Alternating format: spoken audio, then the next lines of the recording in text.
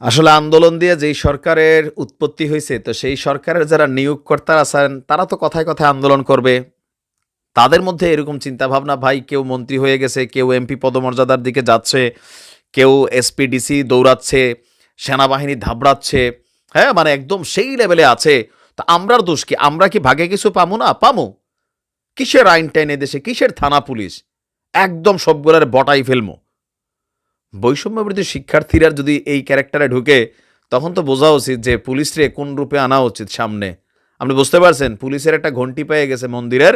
আমরা মনে করি সবগুলারে টানাইয়া একদম তার দিয়া বাইরাইয়া সোজা করা উচিত। বাংলাদেশটার একটা চিড়িয়াখানা বানাই ফেলতেছে এই কথিত শিক্ষার্থীরা। ঘটনার প্রেক্ষাপট দেখেন, রাজধানীর উত্তরায় পুলিশের হাতে ৩ জন ছাত্র আটক হয়েছে। এই আটককৃত ছাত্রদের কেন আটক করলো, এর প্রতিবাদে উত্তরা পূর্ব থানা ঘেরাওয়ের পর উত্তরা পশ্চিম থানায় হামলা হয়েছে, পুলিশকে মারধর করা হয়েছে। এখন আমাদের মানে বাকিরা কি বলবেন, যে কাদের উপর আপনারা দায়িত্ব দিবেন? এই যে ছাত্ররা পড়াশোনা ছাইরা ক্যাম্পাস থেকে বের হইয়া মানে জায়গায় জায়গায় আরে বেটা অপরাধ করছে, ধরবে না? থানা ভাঙচুর এখন আমরা এতদিন দেখতাম বিএনপি করছে, আওয়ামী লীগ করছে, তো তোমরা তো একই খাতায় চলে গেলা। আজকে সন্ধ্যা 7টার দিকে উত্তর 11 নম্বর সেক্টরে ওই থানায় হামলা করে বৈষম্য বিরোধী শিক্ষার্থীরা। এ সময় উত্তরা পশ্চিম থানায় কর্তব্যরত পুলিশের এসআই মহাদেব বাবুর উপর হামলা এবং তাকে মারধর করা হয়। উত্তরা 13 নম্বর সেক্টরের গাউসুল আজম এভিনিউ সড়কে উত্তরা পশ্চিম থানা কমিটি গঠনের লক্ষ্যে একটি মিটিংয়ের আয়োজন করেছিল বৈষম্য বিরোধী ছাত্ররা। মিটিং থেকে আকাশ, রবিন এবং বাপ্পি নামক 3 ছাত্রকে আটক করে থানায় নিয়ে আসে পুলিশ। উত্তরা পশ্চিম থানায় হামলার বিষয়ে জানতে চাইলে নাম প্রকাশে অনিচ্ছুক শিক্ষার্থীরা বলেন, আমাদের সহপাঠীকে পুলিশ আটক করে উত্তরা পূর্ব থানা নিয়ে যায়।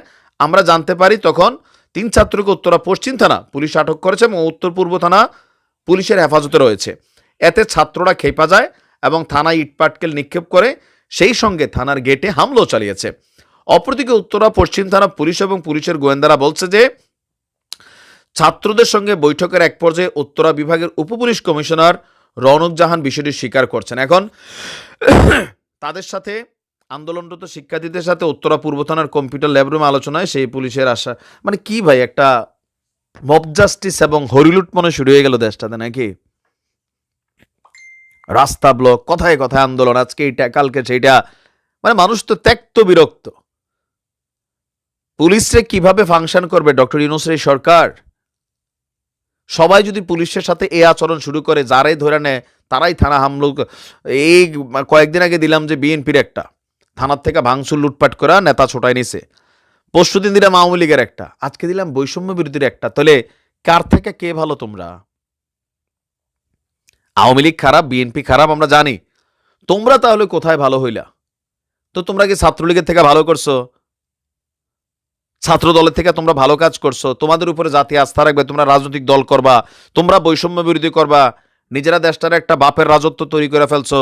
শেখ হাসিনা যা করতো তোমরা এর থেকে কোন অংশে এই মুহূর্তে কম করতেছো? কথায় কথায় এর মুখ বন্ধ হবে, সে দেশদ্রোহী হয়ে যাবে, মতের বিপরীতে গেলেই তার উপরে মব জাস্টিস তৈরি হচ্ছে। মানে কি রে ভাই?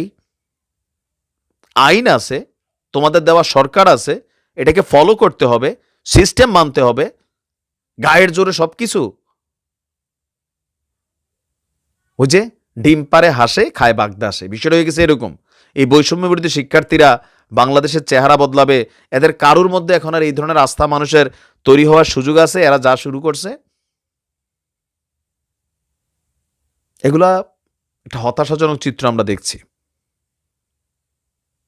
তোমরা আইনকে মানতে হবে, তখন আরো 10 জন মানবে। আগের তারা মানে নাই, তোমরাও মানো না, তো কে মানবে ভাই?